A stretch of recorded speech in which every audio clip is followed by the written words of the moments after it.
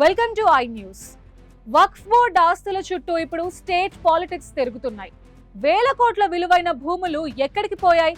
అసెంబ్లీలో జరుగుతున్న ఈ వార్ వెనుక అసలు మాస్టర్ ప్లాన్ ఏంటి? రికార్డ్స్ లో ఉన్న భూమి రియాలిటీలో ఎందుకు లేదు? ఈ స్పెషల్ స్టోరీలో చూద్దాం. ఇప్పుడు సీన్ చాలా సీరియస్ అయిపోయింది. వక్ఫ్ బోర్డ్ ఆస్తుల మీద ఇప్పుడు ఒక పెద్ద వార్ నడుస్తుంది. వేల ఎకరాల ల్యాండ్స్, కోట్ల రూపాయల వాల్యూ. కానీ చూస్తుంటే అన్ని ఎన్క్రోచ్మెంట్స్ మయం. అసలు ఈ ల్యాండ్స్ అన్ని ఎవరి చేతుల్లోకి వెళ్ళాయి? రికార్డులు తీస్తే ఒక లెక్క కనిపిస్తుంది, కానీ గ్రౌండ్ కి వెళ్తే అక్కడ సీన్ వేరేలా ఉంది. రియల్ ఎస్టేట్ మాఫియా కన్నుపడిందా, లేక పొలిటికల్ పవర్ తో ఎవరైనా వెనకేసుకున్నారా?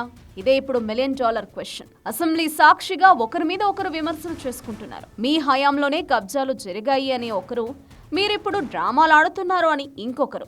కానీ ఇక్కడ పాయింట్ ఏంటంటే, కాగితాల్లో ఉన్న భూమి ఫిజికల్ గా ఎందుకు కనిపించడం లేదు? ఈ మిస్సింగ్ ల్యాండ్స్ వెనుక ఉన్న ఆ బిగ్ షాట్స్ ఎవరు? ఎవరి షెల్టర్లో ఈ ఆక్రమణలు జరిగాయి? కొన్ని చోట్ల ఏకంగా కమర్షియల్ కాంప్లెక్స్లు వెలిశాయి, మరికొన్ని చోట్ల విల్లాలు కట్టేశారు. ఇదంతా బోర్డుకు తెలియకుండానే జరిగిందా, లేక లోపల ఉన్న వాళ్లే హ్యాండ్ ఇన్ గ్లవ్ గా మారిపోయారా? మరోవైపు చూస్తే ఈ ఆస్తులన్నీ ప్రజల అవసరాల కోసం, చారిటీ కోసం కేటాయించినవి.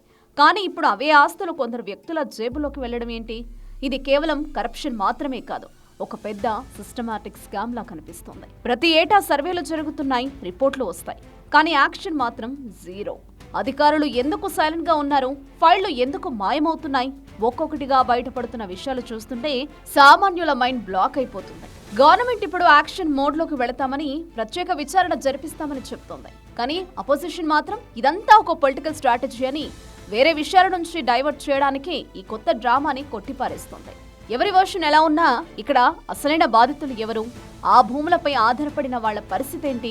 దశాబ్దాలుగా సాగుతున్న ఈ ల్యాండ్ గ్రాబింగ్ కు ఇప్పుడు ఫుల్ స్టాప్ పడుతుందా, లేక విచారణల పేరుతో కాలయాపన చేసి మళ్లీ పాత కథే రిపీట్ చేస్తారా? ఒకవైపు కోర్టు కేసులు, మరోవైపు పొలిటికల్ ప్రెషర్, మధ్యలో నలుగుతున్న వక్ఫ్ ఆస్తులు.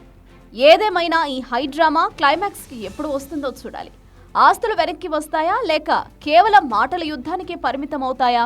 Let's wait and watch.